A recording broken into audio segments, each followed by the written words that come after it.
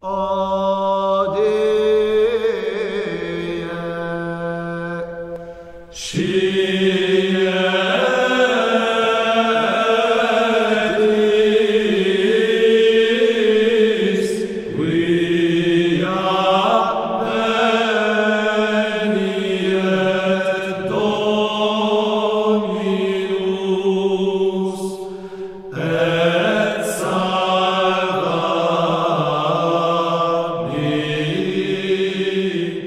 cathédrale est la tête de l'église. C'est l'église principale du diocèse et à l'origine, c'est le lieu où se réunissent tous les fidèles, même s'ils doivent venir de loin, du fin fond de la campagne, parce que c'est la seule église.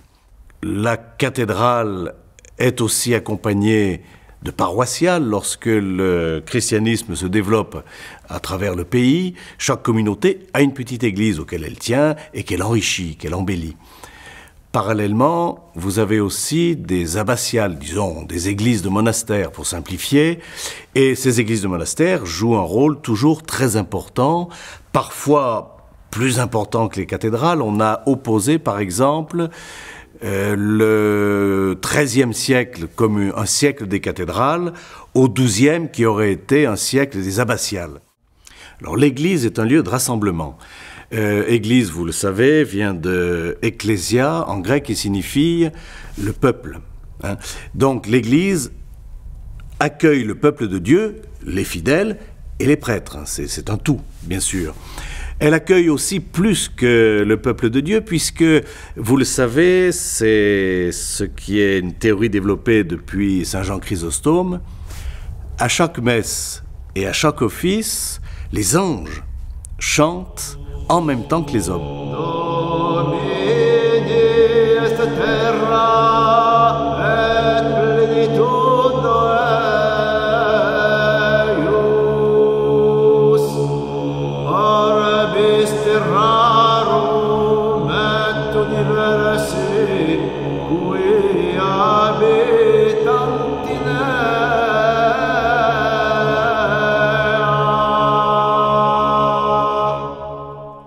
L'Église prend des formes très diverses.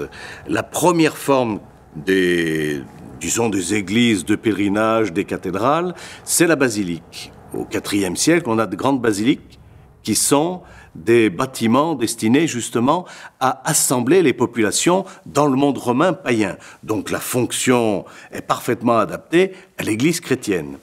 Mais le développement de la liturgie, et notamment les grands mouvements, soit des clercs, soit des choristes, c'est-à-dire ceux qui chantent pendant la messe ou pendant les offices, et des fidèles, tout ceci oblige à agrandir d'une part l'édifice et d'autre part à lui donner des formes qui permettent ces déplacements. Une église, c'est de l'architecture. L'architecture, c'est de la pierre, mais c'est aussi de la lumière. On fait rentrer la lumière par les fenêtres plus ou moins grandes. La lumière fait le lien entre, disons, le ciel, pour faire simple, et la terre. C'est-à-dire, c'est une image de la transcendance et une image du lien privilégié entre Dieu et les hommes. La lumière est modulée par l'architecture. En d'autres termes, on crée des ambiances lumineuses, comme on le fait aujourd'hui dans n'importe quel bâtiment. Et ces ambiances lumineuses peuvent évoluer selon les époques et selon la spiritualité que l'on ressent à travers le traitement de la lumière. À l'époque romane, d'une manière générale, pour simplifier, vous avez un sanctuaire qui est très lumineux, qui est le point le plus lumineux. C'est le lieu où l'on offre le sacrifice. Et une nef qui est plus dans la pénombre. On joue sur les contrastes, on aime les contrastes. En revanche, à l'époque gothique, vous avez cette volonté de laisser pénétrer la lumière de toutes parts, de manière que tout soit éclairé également. In principio erat verbum, et verbum erat apud Deum. Le lieu du sacrifice, c'est-à-dire le lieu où se trouve l'autel, a toujours été orné et plus ornée que les autres parties de l'église, pour des raisons que l'on comprend bien. C'est ce moment très important où, lors de la consécration des espèces, Dieu est sur l'autel. En revanche, l'ornement, d'une manière générale, concerne tout l'édifice. À l'époque paléochrétienne, une fois de plus, au IVe, Ve siècle, vous avez des décors de mosaïque, mais vous avez aussi une présence très importante de l'or. Et cet or jouait avec les rayons du soleil et avec la lumière naturelle. L'architecture gothique va gommer un peu ces effets de contraste. Et de ce fait, l'architecture gothique va réutiliser l'or dans les décors, mais cette fois dans les décors de tableaux. Il y a toujours eu des images dans les églises. La religion chrétienne est attachée aux images, d'abord parce qu'elles enseignent aux fidèles les réalités de cette religion. Ensuite, et c'est très important, parce qu'elles évoquent des réalités qui nous dépassent. Et les évoquer, c'est leur donner en quelque sorte vie. L'image médiévale est vraiment un monde, et un monde qui est, comme la musique, étroitement associé à la lumière.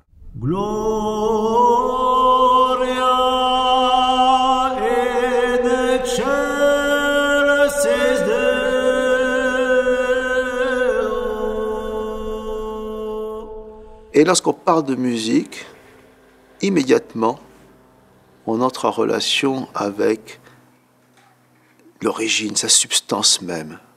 Et les Grecs, dans leur sagesse, avaient bien vu que la musique était fille de la mémoire, fille de la déesse de la mémoire. La mémoire est finalement la dimension tangible qui nous rapproche le plus de ce que pourrait être l'éternité. La cantillation des textes religieux est la source de tout ce qu'on appelle aujourd'hui musique religieuse ou même musique sacrée, qui pour moi est un terme abusif parce que c'est pas la musique qui est sacrée, c'est ce vers quoi la musique nous ouvre qui peut être sacré. Mais la musique, elle n'est pas sacrée. La musique est un outil. La musique est mouvement. L'histoire de la notation musicale est prodigieuse parce que, au travers de la notation musicale, se révèle la relation que progressivement les hommes vont construire avec leur mémoire. Parce que quel est l'enjeu de la notation musicale? C'est d'essayer de transmettre une mémoire. Au début du 7e siècle, saint Isidore disait si la mémoire ne retient pas les sons, ils périssent, parce qu'on ne peut pas les écrire. 2 siècles plus tard, les Carolingiens vont relever le défi et vont dire nous allons noter la musique, nous allons essayer de la noter. C'est parti d'une volonté politique au départ. Pépin le Bref et Charlemagne veulent importer le chant de Rome dans leur empire. Naturellement, c'est un répertoire très complexe et qu'on apprend depuis l'enfance. Et donc, pour la première fois, on a demandé à des hommes adultes d'apprendre un répertoire qui leur était pas familier. Il a fallu trouver un outil. Et dans cette histoire de la notation musicale, eh bien, progressivement se révèle la relation que les hommes construisent avec l'acte de se souvenir. Du 9e jusqu'au tout début du 11e siècle, on n'arrive pas à noter les durées et les intervalles, mais on note l'articulation et les ornements. Au 11e siècle, on va commencer à noter les intervalles. Et ça se passe autour de l'an 1000, grâce à la notation alphabétique, et qui est liée à l'introduction aussi des orgues. Ensuite, il faudra attendre le XIIIe siècle, alors qui est un siècle fascinant, parce que pendant toute la durée de ce siècle, certains penseurs vont essayer de rationaliser les durées. Et les musiciens sont en première ligne de cette réflexion, parce qu'ils vont mettre au point progressivement, ça va prendre un siècle, les outils qui vont permettre de noter les durées. Et ensuite, au XIVe siècle, les outils sont là. Ils sont bien performants et on va pouvoir noter toutes les subtilités du temps et des durées. Et la musique va devenir véritablement une géométrie du temps.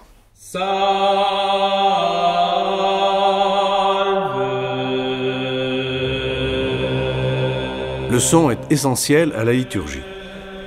Le son, c'est la parole, et la parole doit être entendue. Une prière n'a de véritable réalité sacramentelle que si elle est entendue, que si elle est prononcée concrètement, réellement. Parallèlement, la liturgie se nourrit de chants. C'est un vieil héritage qui nous vient tout simplement de la religion juive.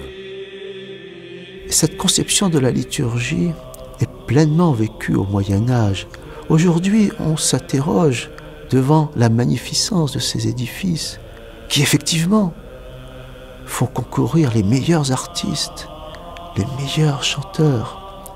Oui, parce que dans leur esprit, la liturgie est un impôt que l'on doit à Dieu et à la cité.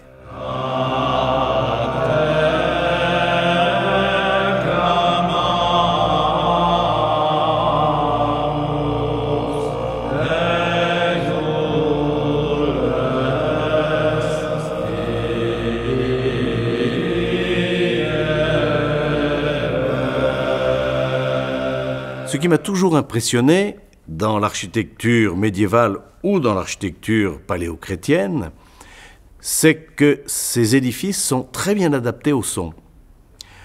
On a des techniques particulières, je pense aux pots acoustiques qui permettent de moduler le son et d'éviter des effets d'écho trop pénibles, mais d'une façon générale, chaque édifice a sa véritable personnalité sonore.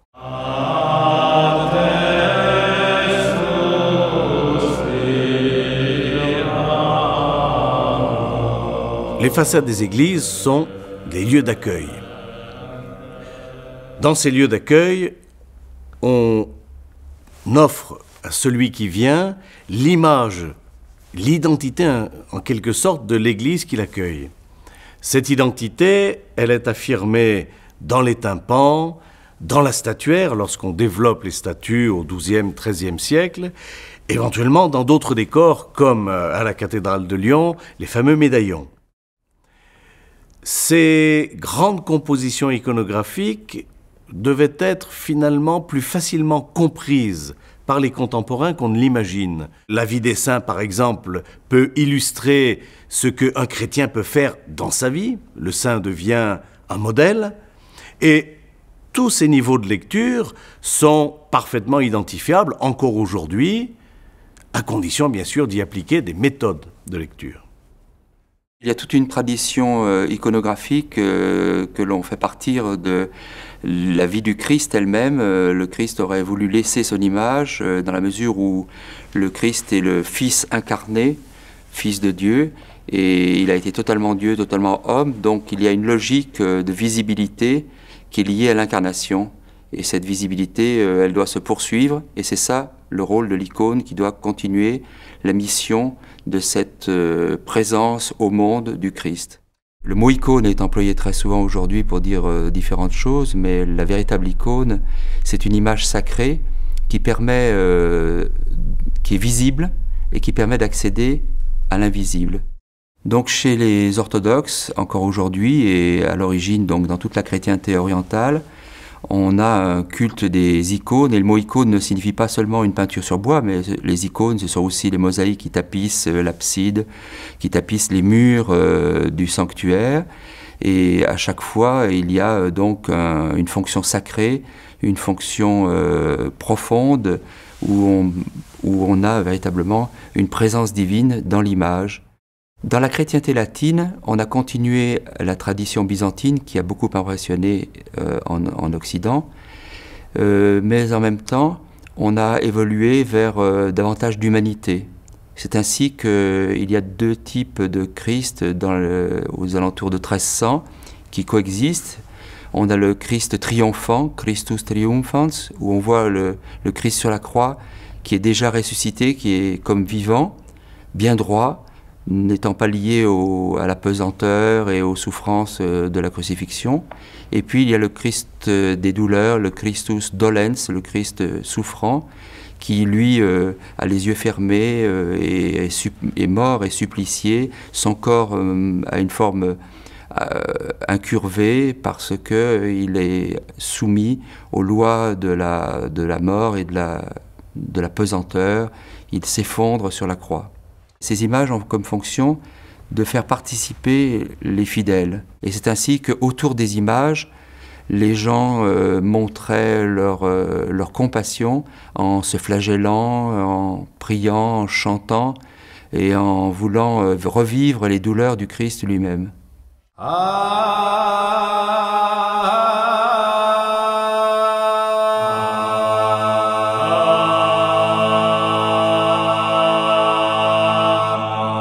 L'Annonciation a toujours eu de l'importance parce qu'on est là au cœur du mystère de l'Incarnation. Donc les icônes de l'Annonciation ont été présentes très tôt dans la tradition chrétienne, dans la tradition iconographique chrétienne. Mais au début de la Renaissance, on a un développement de cette image parce qu'elle permet de mettre en scène Marie, une très jolie jeune fille, et on veut représenter son acceptation. On regarde l'art sacré tel qu'il s'est développé au XIVe siècle, on voit qu'en terre latine, on voit qu'en Occident, un nouveau culte de la Vierge se développe avec toujours plus d'humanité. Donc Marie est la mère de Dieu, mais aussi elle est la mère de l'enfant Jésus, avec des scènes de tendresse. On voit Marie qui tient son enfant et qui tient certes le Fils de Dieu, mais qui tient un véritable bébé, un petit enfant, et il y a toute une tendresse que l'on n'avait pas dans les icônes qui va apparaître dans la peinture, dans la sculpture, dans l'iconographie occidentale.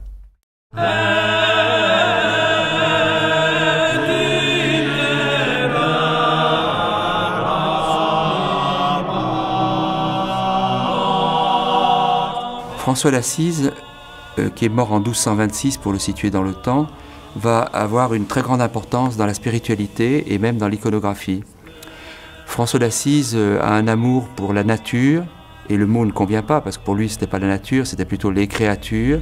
Et cet amour de la création fait que tout cela va entrer dans l'iconographie. Il s'agit d'un naturalisme, d'un réalisme tout à fait nouveau et qui va être celui de la Renaissance. Donc à partir du début du XVe siècle, le fameux Quattrocento, comme le disent les Italiens, on passe à ce que la tradition, la postérité a appelé la Renaissance. L'homme est davantage présent, c'est-à-dire présent à la fois comme réalité crue, on représente l'homme tel qu'il est, mais en même temps aussi on essaye d'affiner son image pour faire de l'homme un être absolu, parfait, suivant des canons nouveaux, des canons de la beauté. Mais il existe encore de très nombreuses peintures religieuses. Les sujets religieux sont encore majoritaires, sont encore très importants. Toutes les scènes religieuses représentées à la Renaissance continuent à véhiculer ce que disaient précédemment les icônes, ce que disait l'art gothique notamment. Et là où on voit qu'il y a une continuité, c'est dans la lumière. Si on regarde une annonciation de Fra Angelico, on se rend compte que la Vierge est illuminée de l'intérieur, et là on a un message religieux, un message de foi encore très fort, même si Fra Angelico, par ses pinceaux, reprenait les techniques et les innovations de son temps. Donc même s'il était un peintre de la Renaissance, il n'en était pas moins un peintre d'icônes.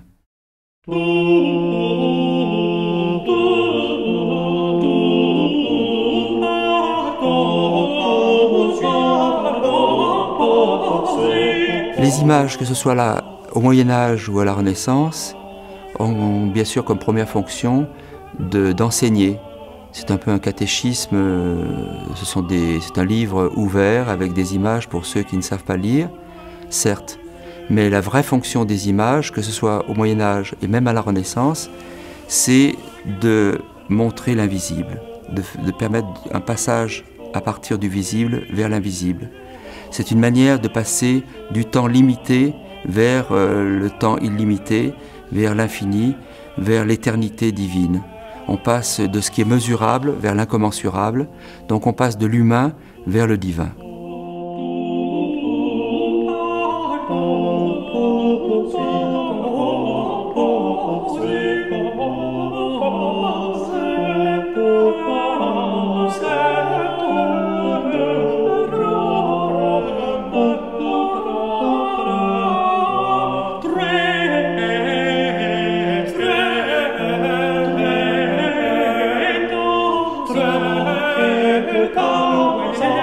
Oh oh,